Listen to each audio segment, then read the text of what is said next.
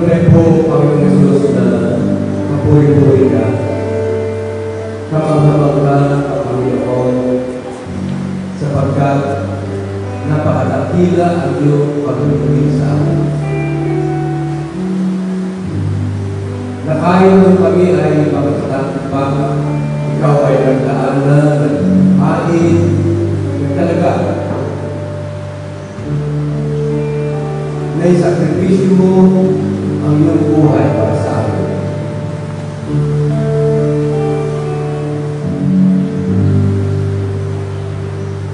Napaka-dakila, Panginoon, ang iyong pag-ibig mo sa amin. At hindi namin mapagtayan, Panginoon, sa amin may hanggan na nakakayahan. Sabalit, Panginoon, kung naibigay mo ang iyong lahat para sa amin, narito rin kami, binibigay din namin ang aming lahat sa iyo.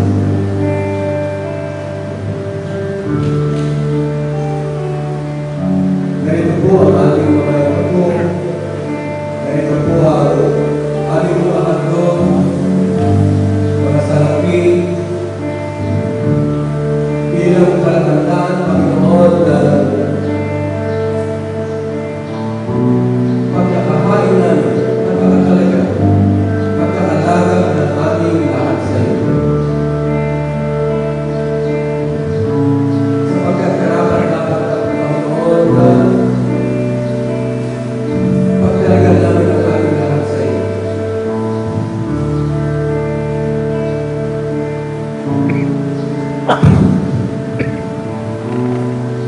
Kaya ngayon, Panginoon, sa aming pagdako sa iyong harapan, marami natin, Panginoon, na ito po ang aming namin, hindi lamang mga salapi, kundi ang aming lahat ay maging katanggal sa iyo, Panginoon.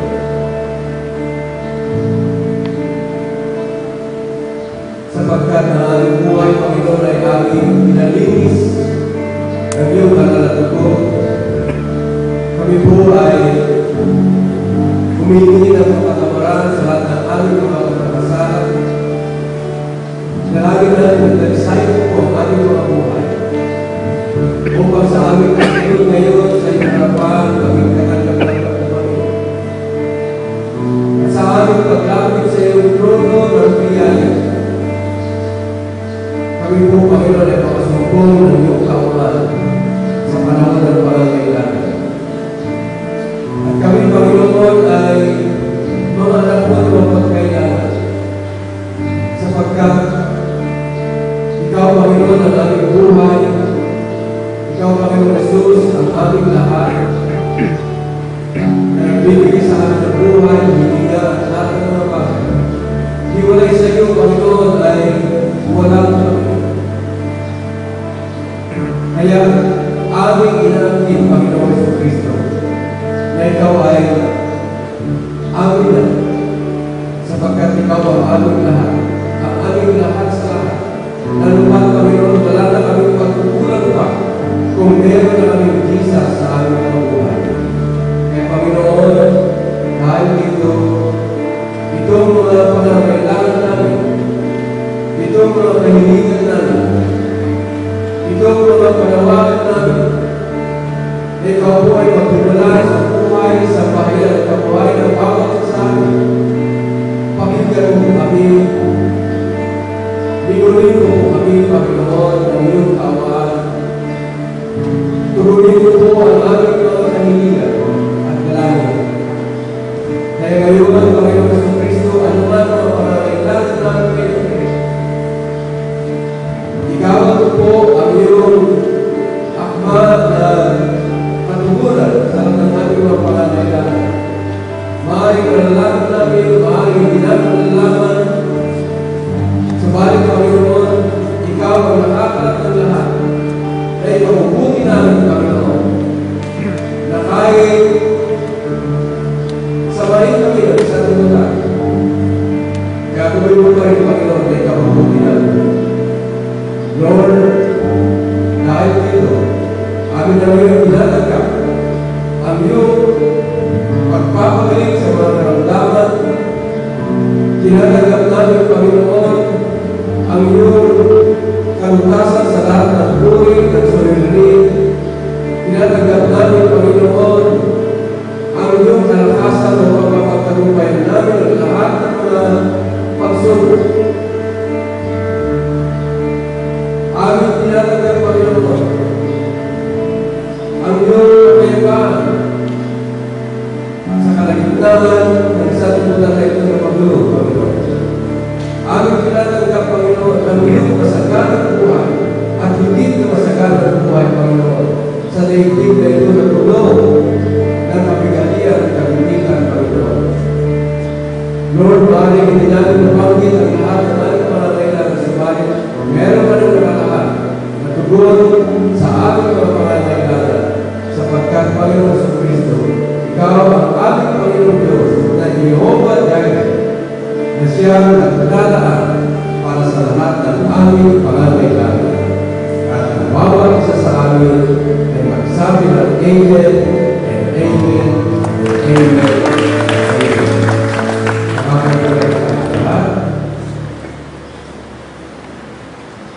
So we have introduced a variation of our worship service. Ngayon, scripture reading, ating systematic Bible reading, ay basahin natin. We're asking everyone to please stand up. I was reading the book of Nehemiah last Friday, and I came to the chapter where Ezra was brought to him, yung wala na kasulatan. At yung buong Israel, buong Judea at tumayo,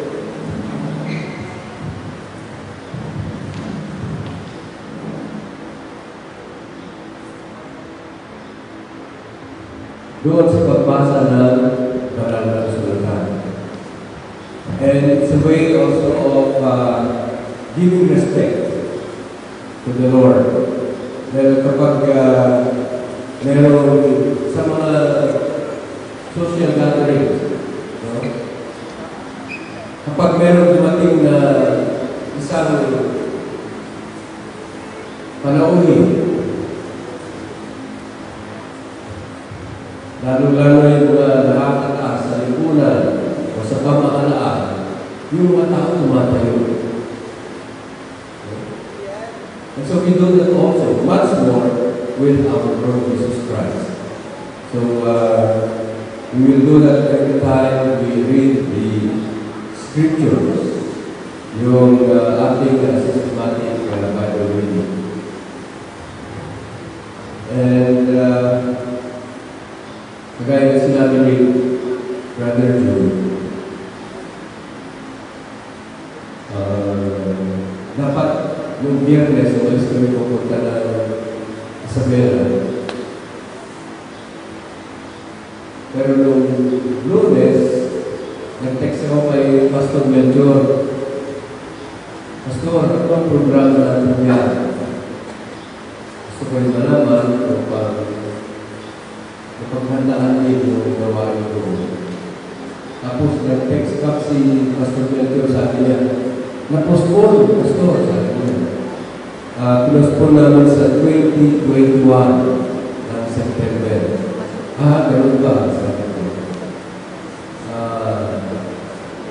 But I haven't checked yung mga websites na nagbibigay ng report ng weather. Hindi ko alam na itong weekend na ito ay meron pala karating na bagyo. So,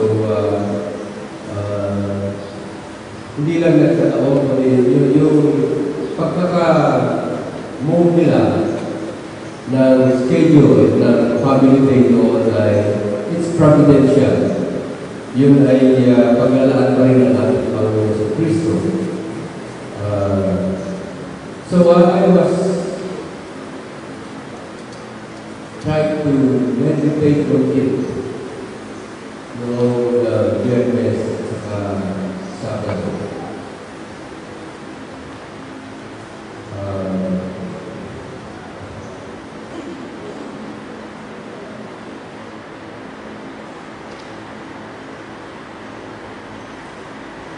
Dahil itong buong planetang lupa na ito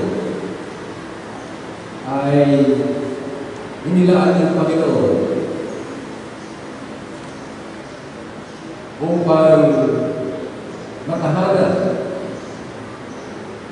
at ito ay magiging kasangkapan ng Panginoon ng pagpapala sa mga nakatributo sa Kanya at ito rin ay kasangkapan ng Panginoon ng pagpaparusa sa mga hindi nakatributo sa ating Panginoon sa Kristo. Sinasabi ng Panginoon sa pamamagitan ni Propeta Isaiah doon sa Isaiah 45 na I am the Lord who created the heavens and formed the earth and made it and established it and created it not in vain but to be inhabited. Sabi ng Panginoon, I am the Lord and there's no one else. Sa mga tuwid, itong ating planeta ito ay ginawa ng Panginoon upang matahanan natin. At tayo matanggap ng pagpapala ng Panginoon o ng parusa ng Panginoon. Depende kung tayo nakalibuto o wala tayong pagkakalibuto o suwain tayo sa Panginoon sa Kristo.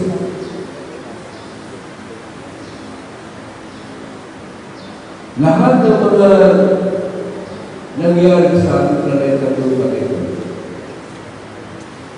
Pagdating ng bagyo, pagdating ng lindol, pagdating ng anumang catastrophe, pagputok ng buta,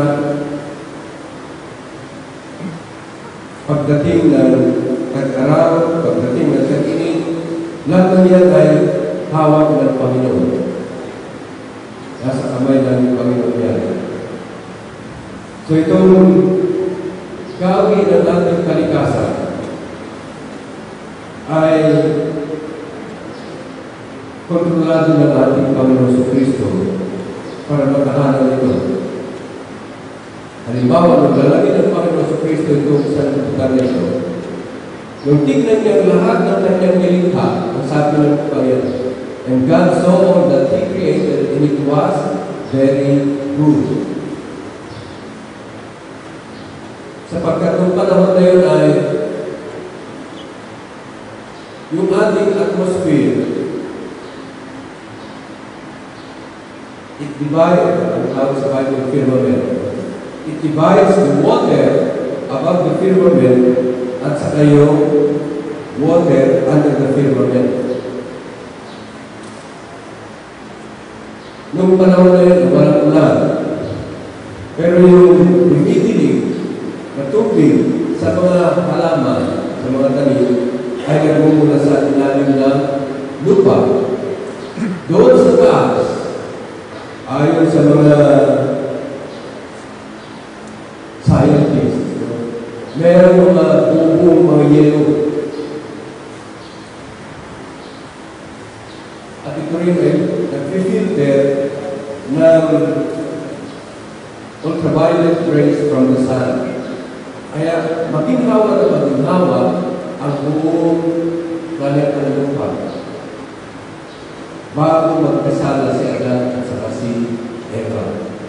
Maginhawa na maginhawa.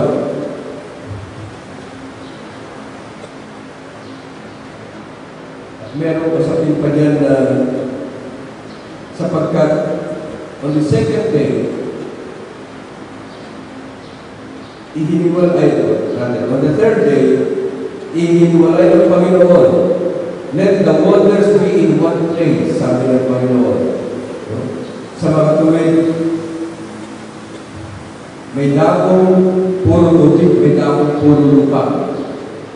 And some of the theologians are saying, ay merong Pangaea o umuunan. Pangaea, isang malaking lupain lang, no? Wala yung pitong continents kagaya ng ating nakita ngayon. Sapagkat ang kanilang sinasabi ng mga theologians na ito, yung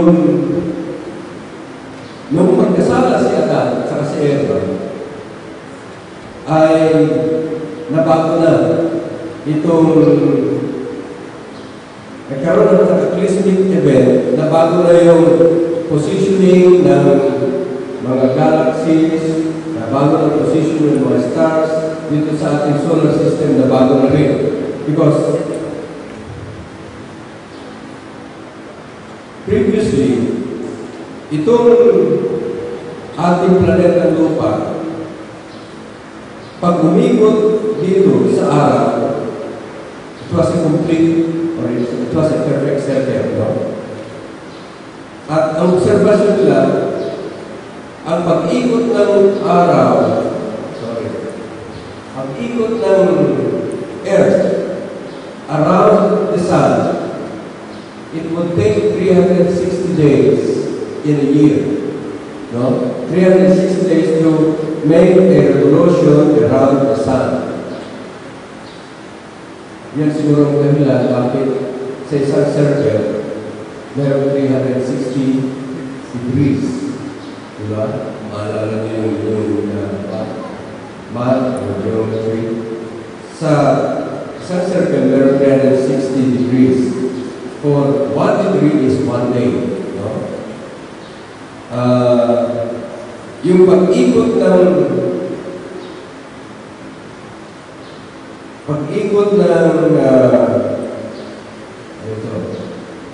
buwan, moon, yan naman ay 30 days. Kaya meron lunar month, yung solar year, 360 days. Pero nung nagkaroon ng pagkakasala, si Adan at si Eva, nung pumasok ng kasalanan sa buong sanlibutan, nagkaroon na ng disorder dito sa ating daigdig na ito, including our solar system. Yung dating perfect circle, nagiging elliptical na. So meron yung position ng Earth na malapit sa araw at malayo sa araw. Kaya, sabi nila, pagdating ng position ng Earth at sa Sun, na pinakamalapit, na-melt yung yelo na bumabalo dito sa ating hipapawid. Pag na-melt yan, bubuhos yan bilang ulan. Yan ngayon ay kaya babaha. Because during that time, even the waters from the deep, they gasped out, no? Because there was that sudden tectonic movements of the plates of the earth, kaya yung dating Pangaea ay it broke into several continents. Kaya kung tignan mo yung mga continents natin ngayon, kung meron kang computer model, mapag-sama-sama mo sila, yung mga ages nila, they seem to fit with each other. Okay. So, meron cataclysmic event, meron cosmic cataclysm, meron terrestrial upheaval, nagkaroon na ng disorder. Bagamat meron disorder pa rin na ganyan, ang Panginoon, ginagawa pa rin na itong sanlibutan na ito, itong ating planeta lupa na ito, na matahanan natin.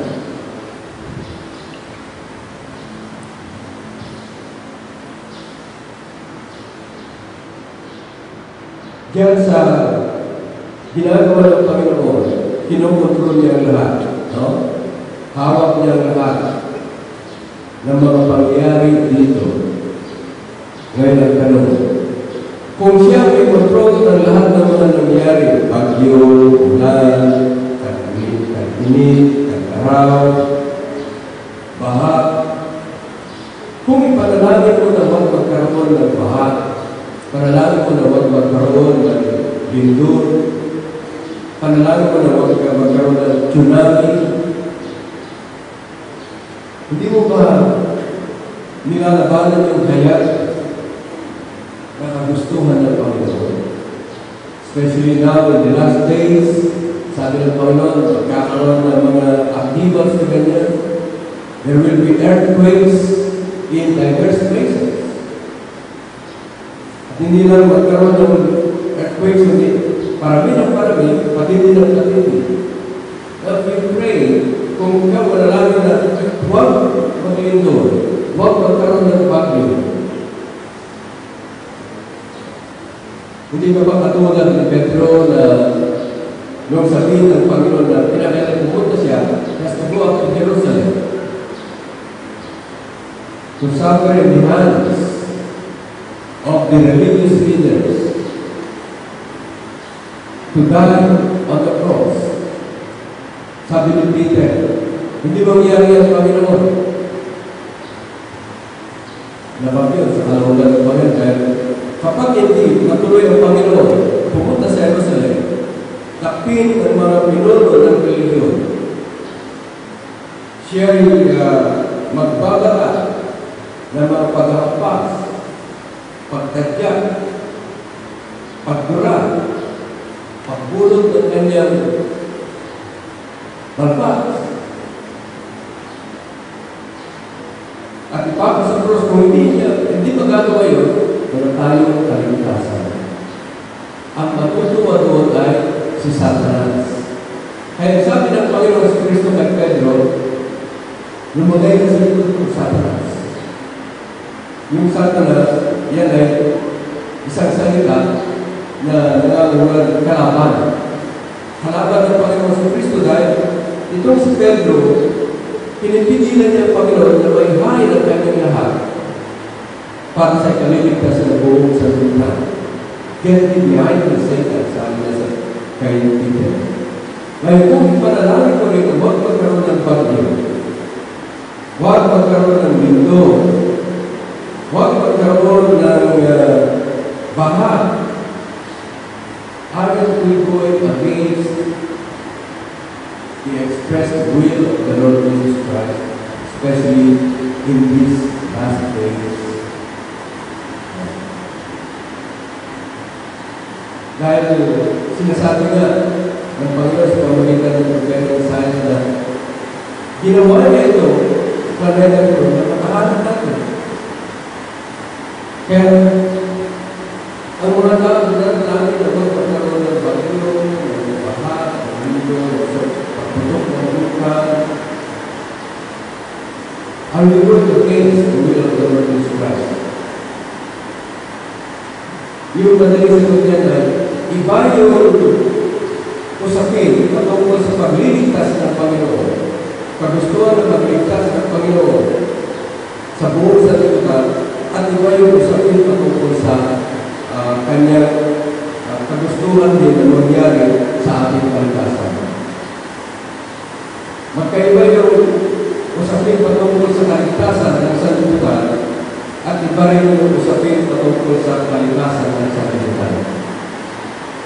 Dahil marami sa Bible ang mga halimbawa na ang mga lalaki ng Panginoon na lalaki upang magpapahama.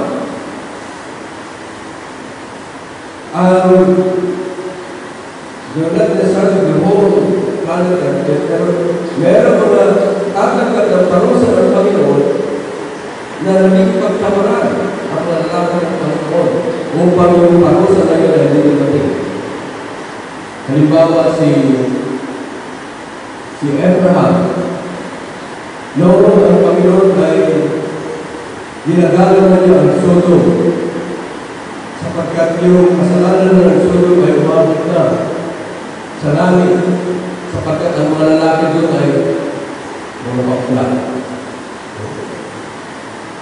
Meron asawang babae, meron asawang lalaki. So, talagang napakasama na ang Sodom at Gomorrah. At ito ang papaunlaran ng Panginoon ng fire and brimstone, apoy at asupre. Ngunit si Abraham na pagpaparan sa Panginoon. Panginoon, kung meron 50, nilipunin mo ba yung 50 na katuwid na kasama yung mga masasama? Ayon sa mga Bible scholars, at that time, yung Sodom at Gomorrah, mga 10,000, at least 10,000 na tao ang mga Panginoon. Kung kumuha ka ng 1% of the 10,000, that's 100 people. Ang hinihingi ng ni Abraham, 50. That's 100%, you know. Ang hinihingi na lang ni Abraham, 100%. 50 pa rin. Gugulawin mo ba ang mga matuwid na 50 together with the wicked? Sabi ng Panginoon. Kung kulang sa 5, gugulawin mo ba? Hindi. Nakipag-partner si Abraham hanggang sige pa rin, 10 na lang. Kung may 10, gugulawin mo ba? Sa mga tuwid, ang Panginoon talagang kung maaari, kung buong planeta ng lupa na ito ay matahanan ng mga tuwid upang sila ay pagpalain ng Panginoon at hindi matahanan nito ng masasama na natatanggap ng parusa ng Panginoon.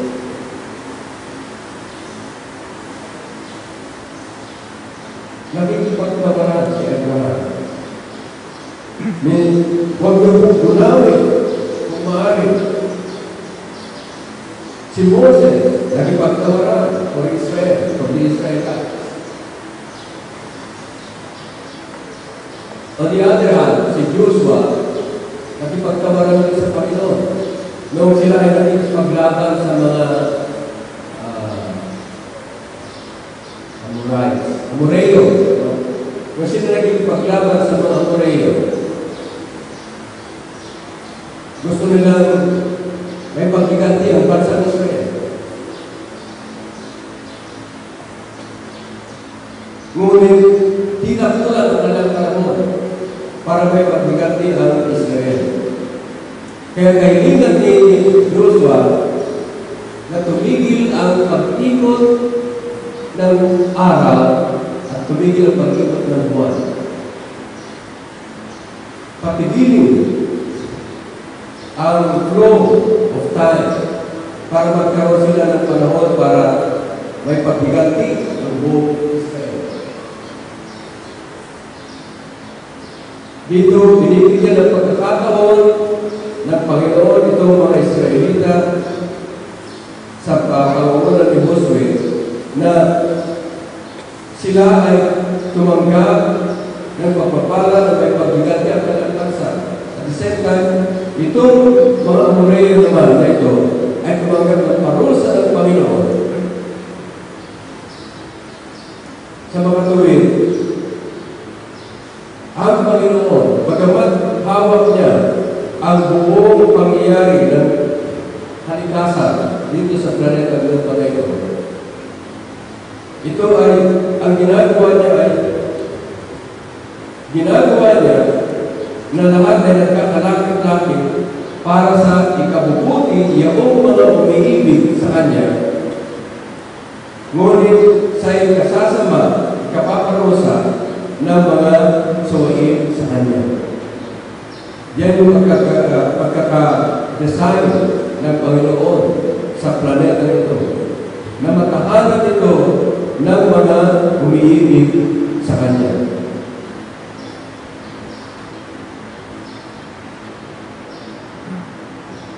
Yung umiibig sa Panginoon, ang Panginoon ang kanyang nagiging kalakasan dito sa daigdig na bulok ng kasamaan. And the ratio of the Lord's against their enemies would be 1:10,000. 1:1,000. Dahil mas marami ang mga masasama kaysa yung mabubuti.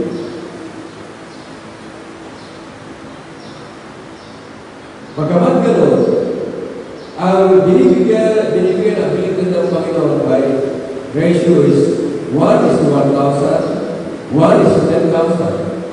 Take the case of David and Saul.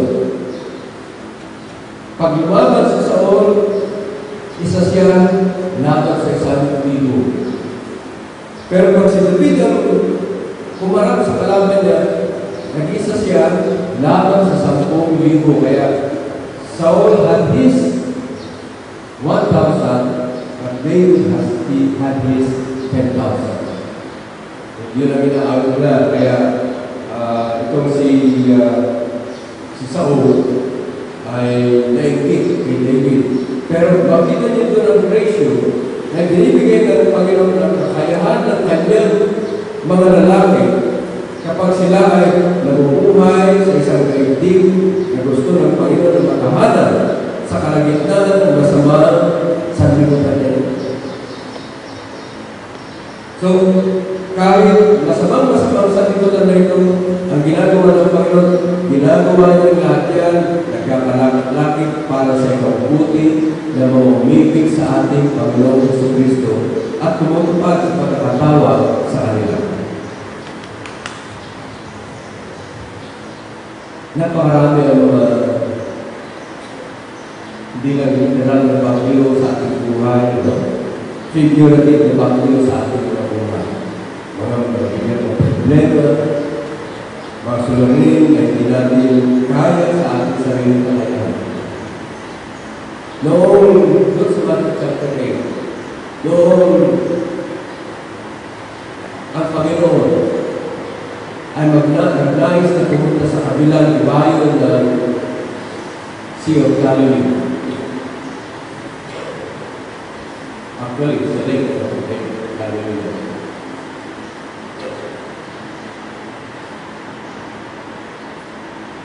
Sumakay siya sa isang tao. Sinabi niya kanyang mga laga, pumunta tayo sa kabila. Nung sila nagbigahe, nasa nakalagitnaan ng lake, ang Panginoon tulog sa ilang ito. Dumating ang malakas na bagyo, malakas na hangin, malaking mga ato. At yung mga alagad ng Panginoon, hindi ka tapos. Tubig, pumapasok na sa loob ng tao. Hindi nila kaya.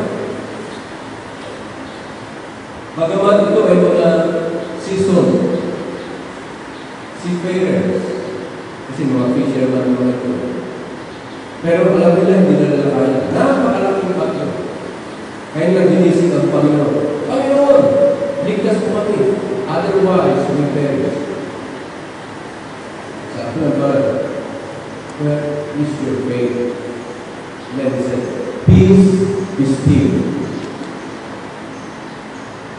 Yung malaking alon na mayapa, yung malakas na hangin na mayapa, yung malakas na kalikasan, naging magitawa. They were able to reach the other side of the lake. Sa ating buhay din, marami rin mga bagay. Malakas na hangin, malaking alon, Sa tingin natin, hindi natin kaya. Subalit, kapag kasama mo ang Panginoon sa iyong taon, lulubog na. Pero nakasakay ang Panginoon sa iyong taon, tumawag ka sa Panginoon sa Kristo, at ikaw ay tatalin ng Panginoon. Tatalin ka ng Panginoon. That's how He cares for us. Yan ang paraan para itong kaibig na ito, itong sanlibutan na ito, itong planeta lupa na ito, pagaman puno ng pagkakatiya, puno ng kanluran, no? Nakatahanan pa rin natin kapag kasama natin ang ating Panginoon sa Kristo sa ating taon ng ating buhay. Kaya mahalaga na bawat sa atin, sa ating pagdedikasyon kay Jesus, kung tayo hiwalay sa atin. Laging kasama natin si Jesus sa taon ng ating buhay. At anuman ang darating natin na sumerinig, problema, bagyo sa buhay, ang Panginoon ang tatawid sa atin. Meron sinasabi ng Panginoon, when you pass through the waters, kung kayo ay daraan sa tubig, I will be with you. Kung sa ilog, yung ilog, hindi ka malulunod. It will not overflow you. And when you walk through the fire, you will not be hurt. But the flames shall kindle you. Maraming susuotan, kahit na bumoy sa daigdig na ito, na puno ng kasusuotan natin. No? Dadaan tayo sa butas ng karayo. But the only way we can succeed in this life is to be with the Lord Jesus Christ. Huwag kang bibitaw sa Kanya. Magpuputo ka ng iyong lahat. Habang matinding ang iyong dinaranan o magbilit ka sa Kanya. Let's fight the good fight of faith. And we know the Lord Jesus Christ will not and never fail us. Kaya magpuputo tayo ng ating lahat sa ating Panginoon sa Kristo. Lahat ng mga nais na magbibot ng kanyang lahat sa Panginoon sa Kristo. Hindi ko ngayon ang Panginoon.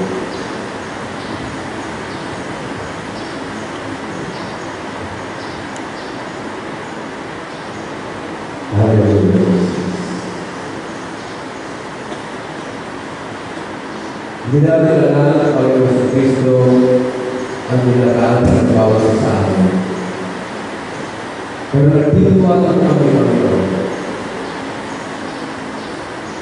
Na ikaw po Panginoon na magtatawid sa amin.